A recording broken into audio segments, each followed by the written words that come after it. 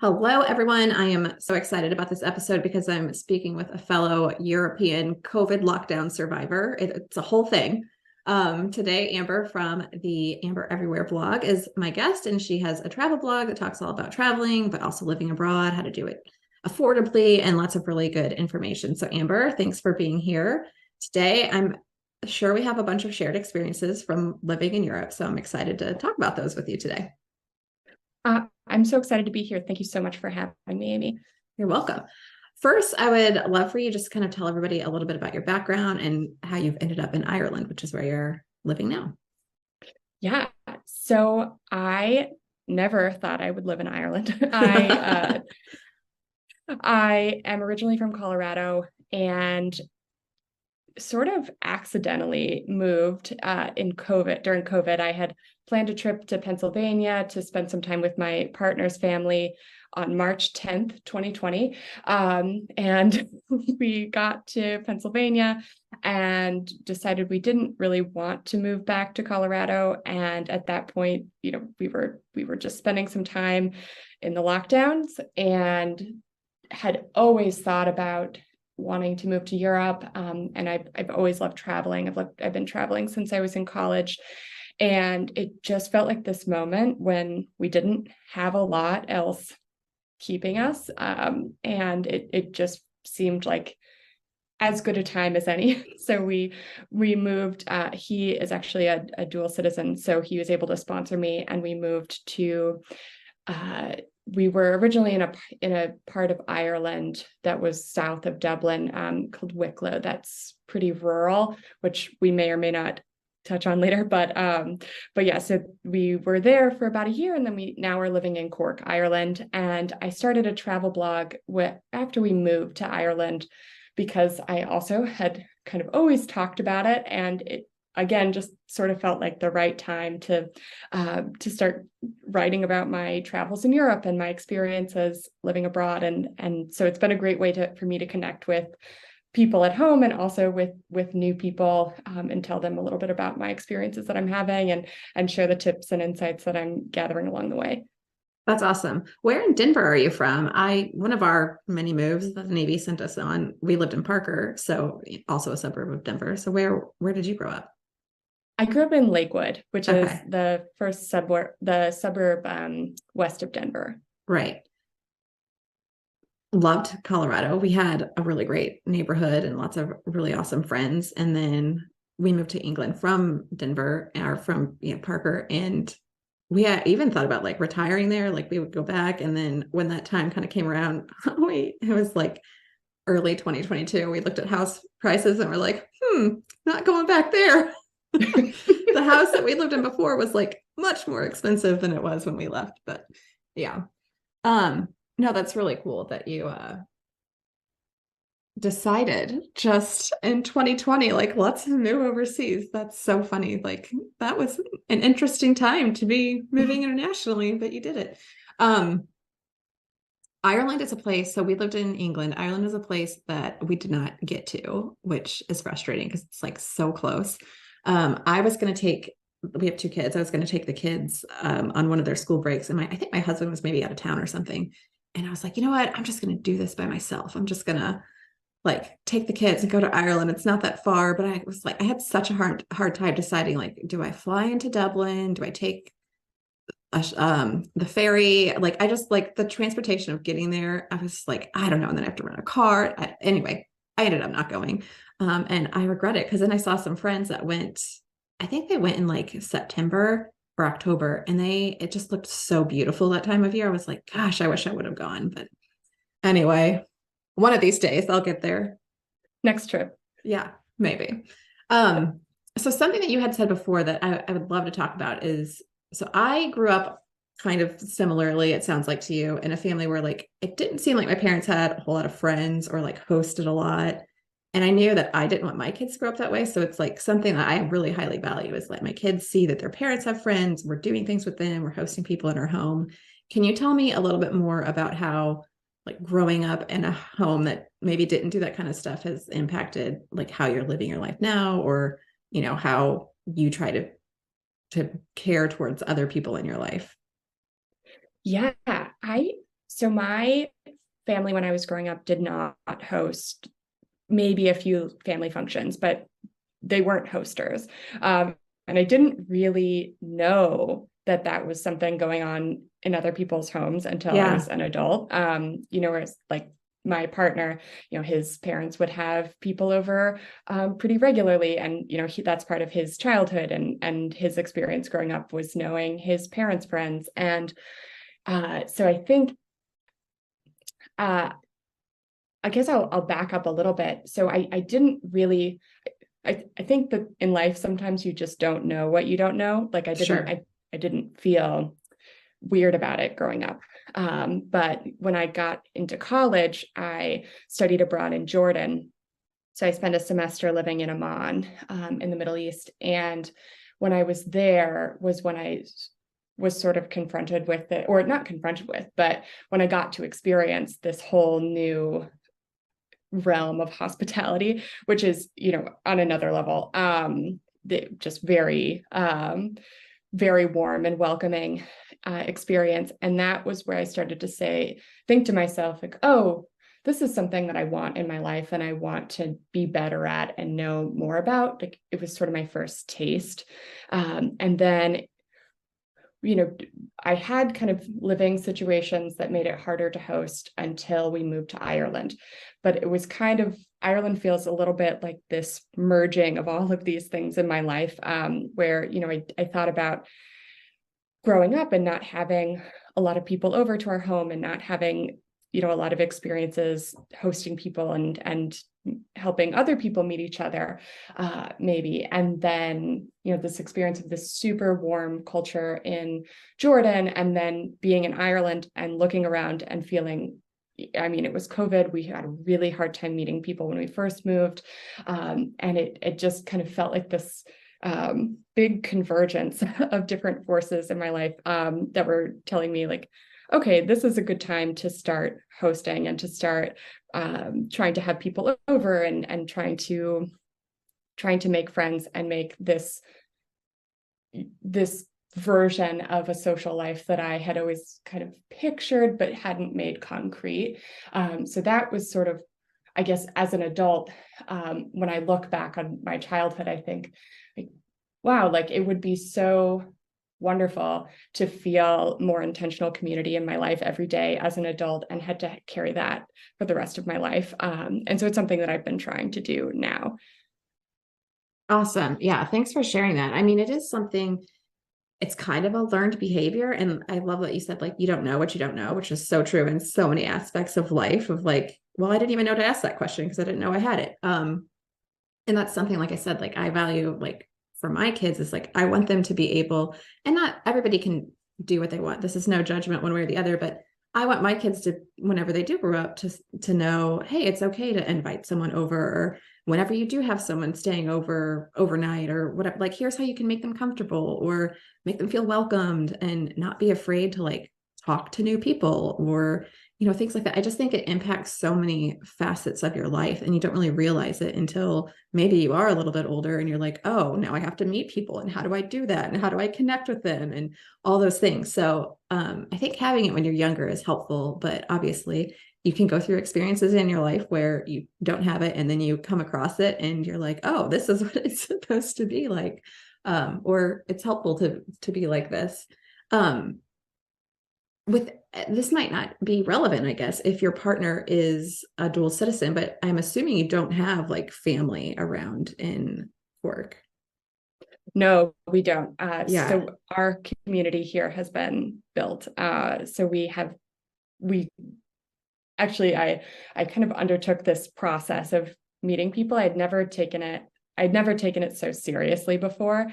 But after our experience living in that rural part of Ireland, when we moved to the city, I kind of told myself, okay, I really need to have a plan and be serious. And so I started going to meetups. I got on Bumble BFF and met a bunch of people there. And I probably did a few other things I'm not remembering right now, but I made a conscious effort every day, or almost every day, to go out and meet people, and to try to get, I kind of always thought of it as like getting off the apps. Like, when I was talking to people on Bumble, I was I would tell them like, oh, and let's go get coffee. And I would bring together groups of different people and have them over when I could, or try different, try different activities, different combinations of people. And it was much more,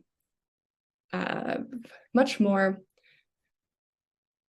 of a conscious effort than I had ever put in before. Yeah. No, I love that you're like so intentional about it. Because I think a lot of times, as like just as adults in general, it's hard to make friends, especially if you're in a new place. But we think that it's just going to kind of like happen. Like it's super easy when you're a kid. You like are in the same class or on the same sports team or whatever. You just like go up to people and say, hey, be my friend.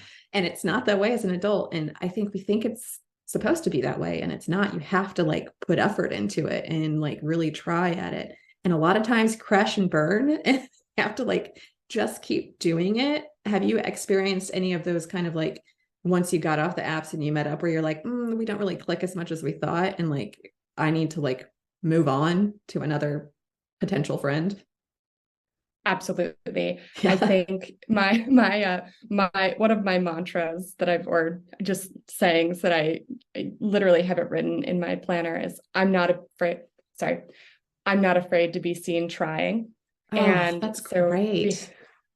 yeah, it's like it's okay if it doesn't go well, because I think so much of what has held me back in my life is feeling like it's a problem that something hasn't already happened. Like it's a problem that I haven't already made friends, as opposed to what are the steps that I can take now that will lead to me making connections in the future, or how can I deepen this friendship, or how can I notice how different friendships feel in my body, and maybe I am pursuing a friendship that's not a good fit for me, and maybe I should shift my attention elsewhere. And I think that there's part of it that maybe feels a little bit brutal, because it's this totally new consciousness for me, and part of that is leaving an event and saying, I really don't want to put my energy there. I'm going to put my energy elsewhere, and absolving myself of the guilt of that. And of course, doing it kindly and generously, and being as empathetic and kind as possible. But there are still times when I've had to think a little bit more about how I spend my time, and make sure that the relationships that I'm pursuing align with what I really want for myself and are fulfilling me. I love that. That's amazing. I think as like doing that in like a military lifestyle where you have a limited amount of time in any one place, like you have to be pretty cutthroat of like you leave the event and you're like, okay, this person, yes, those three people don't need to waste my time. And like, yeah, do it kindly to them, but like you kind of have to be cutthroat with yourself of like, all right, it's okay that we're not going to connect with everybody, and focus your time and energy on the ones that you do. And I just love how intentional you are about it. So when you talk about like getting off the apps and like doing stuff in person, I am like self-proclaimed notorious for just being very spontaneous when it comes to plans. Like yesterday, it was super nice weather where we live here in Kansas City. I wanted to have friends over. And so like same day, I was kind of like texting a few people, like, come have snacks, come have a drink on the patio. It's so nice, whatever. Nobody was able to come because everybody already had plans.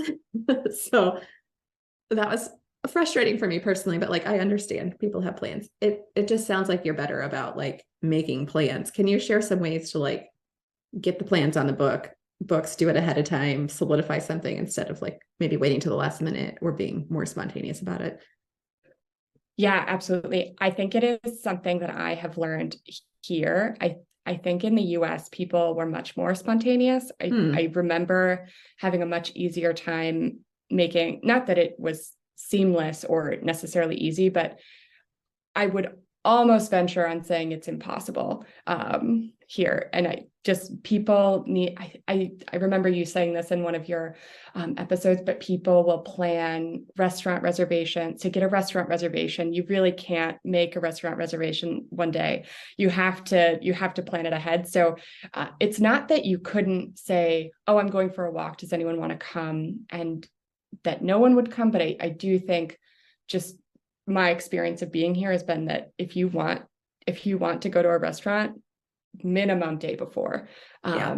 And if you want to go to a coffee shop, you could do anytime. But I do kind of think of my weekends.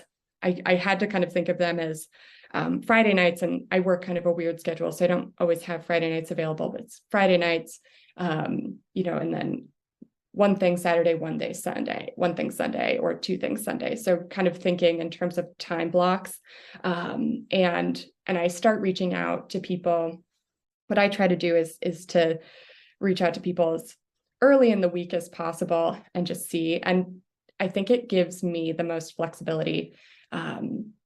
If they're not free, then I have more time to kind of pull someone else in. And it sounds a little bit, even saying it out loud, it sounds a little bit like very structured to think about your weekends that way, but it has been really helpful. If I'm going to be hosting, I want to know ahead of time so that I'm not trying to clean right before. I can plan a menu. I can figure out, our shops are closed on Sundays. So if I want to do something on Sunday, I have to buy, if I want a special snack or treat, I probably have to buy it on Saturday. So I think it has just the necessity of how the culture works here, and just when the stores are open and how far in advance other people are planning. It just has kind of pushed me to think, okay, like today I started making plans for Sunday, and I don't know exactly what time it'll happen, but I'm thinking it's going to be in the afternoon, and I'm going to need snacks. So anyway, I guess to translate that into tips, I would say the biggest thing I've learned is that if you have a relationship that you're pursuing, or you have someone that you're close with, and you want to spend time with that person as early as possible, just saying, hey, are you available this weekend, and trying to pin that down so that you can plan the rest of your weekend around it, because you always have these things you need to do. Weekends are very chaotic for me. I don't feel like I've mastered the weekend. But I think like starting with like my highest priority thing, which is I really want to see this person. And then I'll just fit the rest of, like, I don't know when I'm going to garden, but I can fit that in, and that's kind of how I've started thinking about it. I love that. Just like time blocking and then working early. I totally forgot about that previous episode of, I think it was something about like things I've learned about England or something. And it was just like, gosh, everybody has to get stuff on the diary like months and months in advance. And I think it just makes me realize like I have this character trait of myself of like, I tend to just do things a little bit more spontaneously, and that bothered me, but it is helpful whenever you can, get those things on the books earlier and, reach out to people. And it's so funny talking about yesterday being nice and like frustrated that nobody could come over. I literally looked at the weather earlier in the week and was like, Sunday is going to be great. We should have someone over. But then I didn't do anything to like offer it up to anybody until the day of, and then, nobody could come. So really great tips and good insight, and kind of breaking your weekend up like that. I think that's great. I feel like we have a ton of shared experiences. How was COVID for you during and the lockdowns? Like such a hard time to meet people, make friends, get together with anyone. So we moved to England like summer of 2019, had just enough time really to kind of like get settled into our house, get kids settled in school, like meet some people. And then that first winter was really rough because of it's dark all the time and it rained all the time. But then COVID happened. And so I feel like we just didn't get a great amount of time to like really connect with people. So how did you do that during that really difficult time? Yeah, I would say it didn't go terribly well. Yeah. In candor, it was really hard. So with that first chunk of COVID, the first, I don't know, 5 months maybe, we were in Philadelphia, and that was easier. We knew people there. We had friends actually that we had made at a cafe in Peru and stayed in touch with. So they happened to live so really whimsical. Close. That's amazing. Yeah. And we're going backpacking later this month. The woman of the couple. So in Scotland. So anyway, it was a very fun kismet experience. And they also happened to be there with us in COVID. So we could do socially distanced thing outside. And so it ended up being really great in Philadelphia. And then when we moved to Ireland, to be totally honest, it was pretty tough. We really had a hard time meeting people outside of our little area for a long time in Ireland. There were the lockdowns kept you from going more than 5 kilometers from your house. So you were pretty limited to the people in your immediate vicinity. And so that was really tough. And when the lockdown started to lift a little bit, I tried to look for meetups, and we did a few like outdoor walking meetups, but even those were pretty sparse. There just wasn't a lot going on that I knew how to find. And so, yeah, it was pretty quiet. My sister actually came and stayed with us for, I think, 3 months, which was really nice. So we had her in the house, and we had a couple of friends or a couple people we knew, but it was a pretty lonely period, which I think led me to be so intentional when we moved and things started to open up a little bit more. And it just felt like, having had that lonely experience, I felt like I needed to be extra conscious in my efforts. And I don't know that I would have had so much success had I not been so motivated. I don't know that I needed to have had such a hard experience to be so motivated, but I think that motivation really helped carry me through that initial period of meeting people and making friends. Yeah, it's just so interesting that you said like, it sucks to have gone through that, but it really like influenced how your behaviors now. So we also during that time lived in a small village outside of kind of like a bigger city. Do you feel like the smallness or ruralness of where you were was like the main reason that you had a hard time, besides like the restrictions and stuff, but like there's just not as many people or there's not as much to do? Like it's hard when you're in a smaller rural place. Like, was that difficult for you? Yeah, I would say it was a series of factors. I think one of them was, well, here's my theory. I think part of it was being somewhere really rural, and there just weren't that many people. There weren't a tremendous number of young people. It was Yeah. a lot of people who had been in the area for a long time. I think some of it was not knowing or appreciating the value of expat communities. I think when we first moved, my thought was really, I want to meet people here. I want to make friends with the people around me. And I think I still value that, but I think what I've learned since that experience and since being here is that having people who are having a pretty similar experience to you, who have the same kind of cultural background and vocabulary and same kind of shared experience is really valuable. And I completely underestimated the value of that, and I didn't know how to find them, I would say, is both of them. So, or is also true. So since that experience, Bumble, BFF, which I didn't know existed at the time when we were in the rural area, I think I didn't know what I really only knew about Meetup, so I didn't really know about all the other tools that I was kind of sleeping on. Like I could have been on Facebook groups and meeting people in different ways. So I think part of it was that I didn't have the right information. Part of it was that I didn't have the right mindset, and part of it was that it was a very rural place, and there, even if I met everybody in the town, that was probably only 1,000 people. So it was a pretty small, rural, spread out place. And for a long time, there just weren't casual.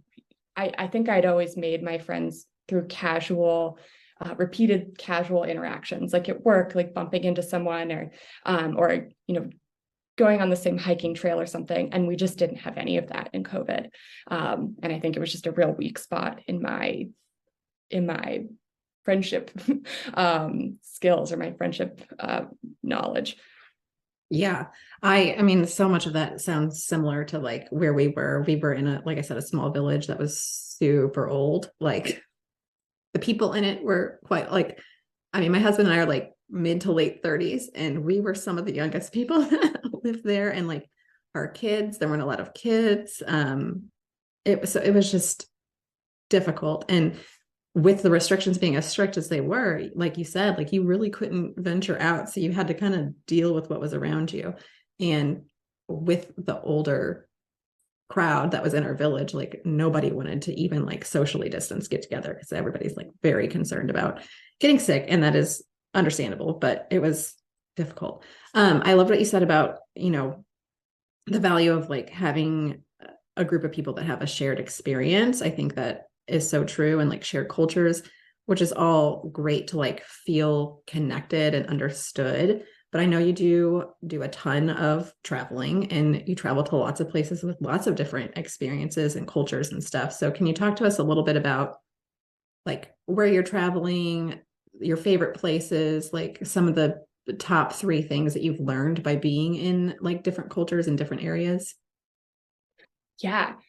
So I have, before I moved to Europe, I'd been to Europe a few times, and then I'd also traveled through Latin America. I spent a month my first trip abroad ever was to Guatemala, where I lived with a host family, and I spent a month there. So I think my experience traveling has taught me a lot of, I think, first and foremost, patience. I think it's a part of travel that we don't talk about a ton, is just waiting for, there's little logistics patience, like literally waiting for a train, but also just patience with yourself and learning. Like, I think one of the most quintessential moments of travel is when you have an experience and people are not responding in a way that you expect them to. Like, you ask a question at a restaurant and the waiter walks away from you. Just these kinds of moments where you don't understand what's happening. You don't know why it's not working. And I always think of it as like, nothing in my life has given me the information or the skills to navigate this moment. I'm freestyling. And I think that experience in travel can be really hard, because you can take it on, you can blame the culture, you can blame yourself, and really what's happening. And as I travel more, the more I've learned this, is that there just are ways that there are gaps between cultures and ways that people don't understand each other. And I think just letting that be okay, and letting that be, just owning that you're having that experience and doing your best and learning from it, is, I think, the best skill I've learned from travel. And I think it's helped me with friendships. I was thinking, I had this experience hosting, and we had this couple over, and this was in Cork, in Ireland, and we had this couple over, and we had said goodbye, and they weren't leaving, they weren't walking out the door, and I didn't know why. And I said, thank you so much for coming. It's so great. We'll see you again. I kind of did everything I knew how to do to be like, and this is ended. And they just weren't making any move towards the door. And my partner and I were looking at each other like, are they expecting us to do something? Do we say some word that is keeping them here? Are they expecting to be invited to stay the night? Like, we just didn't know what was happening. And it turned out that there was a cultural thing of hosts need to open the door, because if guests touch the door, there's a superstition that they won't be invited back. So there's just these moments where you just don't know exactly when you're going to bump into them, and just having the most grace with yourself and with other people, I think is really the key. And then I would say other things I've learned from traveling are to give yourself as much time as you can. And also, and this, I think this really ties into hosting, is to think about cost as being time or money. And like, you can do things that cost a lot of time and save money, or you can do things that cost a lot, that are expensive but time savers. And like, that is just that equation that I learned from traveling, which is, you can save a lot of money by doing an overnight train. Then you don't have to buy the hotel room, and then but that's going to take 17 hours. That kind of calculus kind of has infiltrated my whole life. And that kind of feeds into how I think about, what am I going to make for dinner when I have people over? And, anyway, it's just a calculation that I feel like I learned through my travels. That is so good. I haven't really thought about that before. And that's going to be so different for everybody too, right? Like, what do you care more about? Like saving the money or saving the time? And like, how are you going to work that? I know you have a ton of stuff on your website about traveling on a budget. So if that's something that people are interested in, they can definitely go check all that stuff out. I do want to get into our last call questions before we wrap up, but tell everybody where they can find you and follow all of your travels and all of your wisdom and things that you've learned through, I think it's like 25 countries, right? Yes, at last count, and I'm going to Scotland later this month. So I'm going to count it as a country, but it is. It's a total. It's yeah. It's a. Yeah. I love Scotland is one of my favorite places. It is its own country. It's very different from England. So yeah, you'll enjoy it. Thank you. I'm so excited. Yes. So if you'd like to read more about my travels and also my experiences living abroad, my website is ambereverywhere.com. And then you can also follow me on Instagram. It's amber.everywhere on Instagram. Perfect. And we'll have links to all of it. So it'll be easy for everybody in the show notes. Let's get into your last call questions. The first being, what has been the best party that you've hosted? I think my favorite event that I've hosted was a cake and tea party. And I say that with a little bit of trepidation because we had people bring all kinds of desserts, and we had people from different countries from around the world who are living in Cork. So we had Brazilian treats, and I made an espresso tonic, which is like a cold espresso drink. And so we had people come and bring their own kind of treats, and we sat outside on this sunny day, and it was just this wonderful meeting of people, and we had so many different things to share, and I think it was probably my highlight. It sounds fun just to like get to experience different cultures through like food or drinks or things like that. So that's awesome. What has been the best community that you've been a part of, and what made it just like special and memorable? Yeah, I think my favorite community was I worked in a summer camp in Colorado, in Ward, Colorado. If you went, it's kind of deep in the mountains, but yeah, we were all, it was a set of maybe 50, or sorry, maybe 25 of us who were working at the camp, and we lived together for about 2 months, and it was just this really fun experience of having people from all over the country, but we were all working for the same end. We were all working to help kids have a really fun summer, and I just had these wonderful friendships still from that experience over the summer. And I think what really defines community for me is a sense of belonging. And I think it was just a time when I felt a tremendous amount of belonging. And I always am looking for little glimmers of that when I'm thinking about new communities and places I want to join, and always looking for that kind of deep sense of belonging. That's really great to have that experience, know what it feels like, and then, like you said, try and find it somewhere else. So that's a really good thing to think about for all of us, of like, it was great here. How can I either replicate it or find it, or in this new place? So, and then lastly, what is your best party hosting tip? Ooh, my best party hosting tip is to try to make your life as simple as possible, to do as few steps as possible on the day of, or, especially while people are there, but in the lead up to just, I feel like I'm always looking for ways to simplify. So I'll buy paper straws, so I don't have to, I'll buy them in bulk so I don't have to try to find them on the morning of, or we have a set of extra dishes that we keep in a container that we can pull out just so we have all of our party stuff together.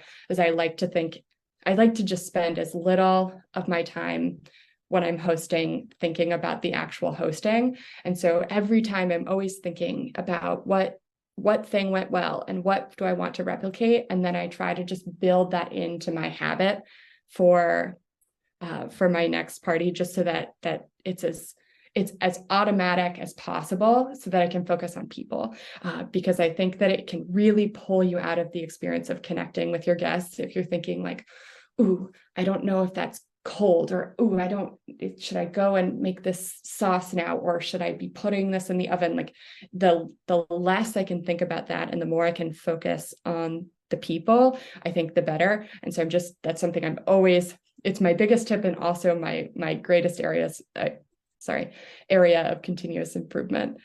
Yeah. As an Enneagram 3 who loves efficiency, love this tip. It's like, how can I do this as not fast, but like the least amount of steps, like, and building that into your habit and your rhythm, I think is a really great key point to take away.